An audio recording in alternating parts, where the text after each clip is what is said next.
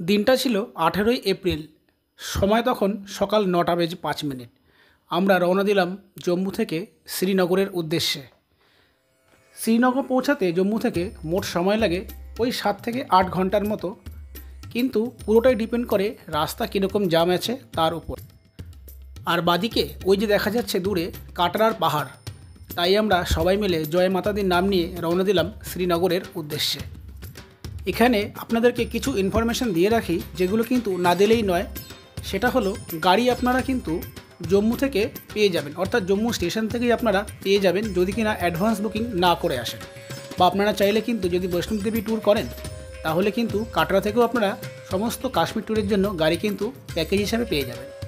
আমার মতে বলে, যা গাড়ির এখানে ডিম্যান্ড দেখলাম বা যা রেট, তার থেকে আগে ভালো গাড়ি আপনারা বুক করেই আসুন।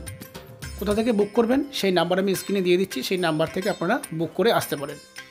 আচ্ছা, এইবারে আপনাদেরকে গাড়ির রেট সম্বন্ধে একটা আইডিয়া দিয়ে রাখি। আপনারা যদি জম্মু থেকে গাড়ি বুক করতে চান, অনায়াসে কিন্তু আপনারা জম্মু থেকে কাশ্মীর ট্যুর প্যাকেজের জন্য গাড়ি পেয়ে যাবেন। সেটা আপনারা আগে থেকেও চাইলে কিন্তু বুক করে আসতে পারেন, কারণ এখানে আসার পর কপালের উপরে অনেকটা ডিপেন্ড করতে হয়। আমি দেখলাম কোনো গাড়িওয়ালা রেট কম চাইছে, কোনো গাড়িওয়ালা কিন্তু রেট বাজেটের থেকে অনেক বেশি চাইছে। তাই এ সমস্ত দোটানায় না পড়ে আমার মতে বলে আপনারা কিন্তু আগে থেকেই গাড়ি এবং হোটেল বুক করেই আসুন। গাড়ি ভাড়া যদি বলেন, আপনি যদি 5 নাইট 6 ডের একটা ট্যুর প্ল্যান করেন, আপনার কিন্তু একটা ছোটো গাড়ি 4 সিটার 3 থেকে 3,500 টাকা পার ডে হিসেবে কাউন্টিং হয়। সেটা ডিপেন্ড করে সিজন অফ সিজনের ওপরে। এবং যদি একটা 6 সিটার অর্থাৎ আর্টিগা অথবা ইনোভা বুক করেন, তাহলে কিন্তু 4,500 থেকে 5,000 টাকা পার ডে হিসেবে কাউন্টিং হয়। আর যদি আপনারা গ্রুপে আসেন বেশ কয়েকজন 10-12 জন মিলে, তাহলে তো সবথেকে ভালো টেম্পু ট্রাভেলার। এই টেম্পু ট্রাভেলারও কিন্তু 6 থেকে 6,500 টাকা 12 সিটার গাড়িগুলো আপনারা প্যাকেজ হিসেবে বুক করলে পার ডে হিসেবে পেয়ে যাবেন। আর যদি কেউ শুধু ড্রপ বা পিক আপ নেন, তাহলে কিন্তু ভাড়া অনেকটাই বেশি পড়ে। আপনারা যদি কোনো হোটেল অথবা গাড়ি বুক করতে চান, আপনারা চাইলে কিন্তু আমাদের থ্রুতেই বুক করাতে পারেন। আমাদের নাম্বার আমি স্ক্রিনে দিয়ে দিলাম, পালকি ট্যুর অ্যান্ড ট্রাভেলস। আমরা যে কোনো ধরনেরই কাস্টমাইজড ট্যুর প্যাকেজ কিন্তু করে থাকি।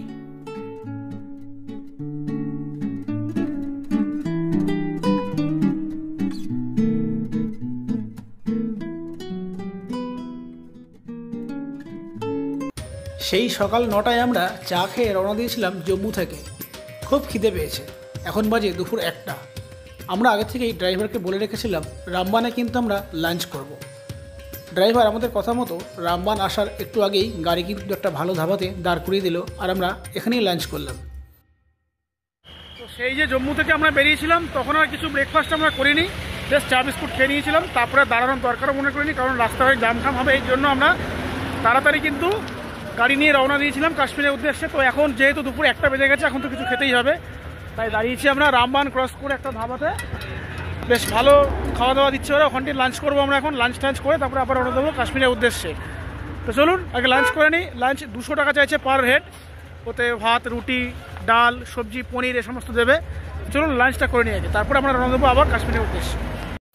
বেশ রিজনেবল প্রাইস, খাওয়ারও খুব সুস্বাদু। ভেজ থালি পড়েছিল 180 টাকা করে।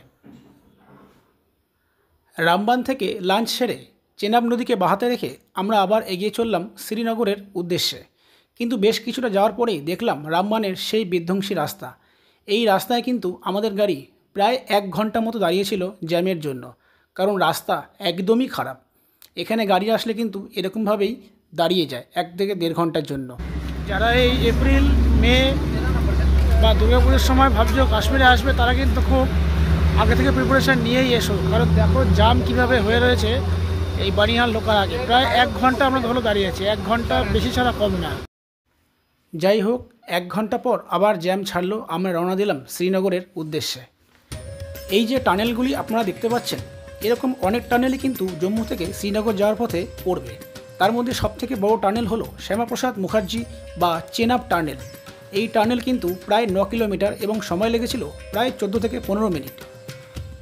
9 কিলোমিটার শ্যামাপ্রসাদ মুখার্জি টানেল পার করার পরেই সঙ্গে সঙ্গে চলে এলো 8 কিলোমিটারের বানিহাল টানেল। আগে ছিল জহর টানেল, সেটি অনেক পুরনো হওয়াতে এখন নতুন করে তৈরি হয়েছে বানিহাল টানেল। আর এই বানিহাল টানেলে কিন্তু জম্মু ও শ্রীনগরকে কানেক্টিভ করে। আর এই বানিহাল টানেল শেষ হওয়ার সাথে সাথেই চলে এলো আমাদের সামনে কাশ্মীর উপত্যকা। সত্যি সুন্দর। বানিহাল টানের পরে কাশ্মীরের যে রূপ তা কিন্তু বানিহাল টানেল আগে ছিল না। বানিহাল টানেল আগে যে রাস্তা ছিল, বানিহাল টানেলে পরে সে রাস্তা যেন একদম পাল্টে গেল। সিনসিনারি প্রকৃতি যেন চারিদিকে একদম নিজের শোভাকে অপরূপভাবে মেলে ধরেছে। দূর থেকে দেখা যায় চারিদিকে বরফের পাহাড় এবং রোদ্দুরের আলো সর্ষে ক্ষেতের ওপরে যেভাবে পড়েছে তাতে যেন সর্ষে ক্ষেতের শোভা অনেক গুণ বাড়িয়ে তুলেছে।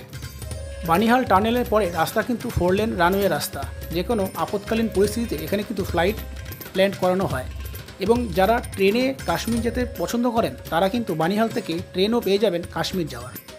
এখন আমরা ক্রস করছি কাশ্মীরের সেই ভয়ঙ্কর জায়গা, যেই জায়গাটির নাম পুলওয়ামা। আপনারা সবাই এই নামটির সাথে কিন্তু পরিচিত। এরপরে আমরা কাশ্মীরের এই পাপার অর্থাৎ কেশর খেতি দেখতে দেখতে বিকেল 6টা নাগাদ পৌঁছে গেলাম কাশ্মীর অর্থাৎ শ্রীনগরে। আমাদের সময় লাগলো সকাল 9টায় আমরা রওনা দিয়েছিলাম এবং বিকেল 6টায় কিন্তু আমরা পৌঁছালাম। আমাদের সময় লাগলো ওই 9 ঘন্টার মতো। এর মাঝখানে রাস্তায় আমরা 1 ঘন্টা জ্যামে ফেসেছিলাম এবং 1 ঘন্টার মতো আমরা লাঞ্চ করেছিলাম। কাজেই যদি জ্যাম না থাকে আপনারা কিন্তু 8 ঘন্টাতেই শ্রীনগর পৌঁছে যেতে পারেন জম্মুতে। রাস্তার সম্বন্ধে একটাই কথা বলবো, জম্মু থেকে বানিহালের রাস্তা অ্যাভারেজ খারাপ এবং ভালো মিশিয়ে। বানিহাল থেকে শ্রীনগরের রাস্তা কিন্তু অভূতপূর্ব সুন্দর। কাজেই আপনারা বানিহাল থেকে শ্রীনগর অবধি খুব আরামেই পৌঁছে যেতে পারবেন। এর পরের ভিডিওতে আমি নিয়ে আসতে চলেছি আমরা শ্রীনগর থেকে কী সাইট সিন দেখেছিলাম এবং তার খরচা কত হয়েছিল। কাজেই সেই ভিডিওটি পেতে হলে চ্যানেলটি কিন্তু সাবস্ক্রাইব করে দিন।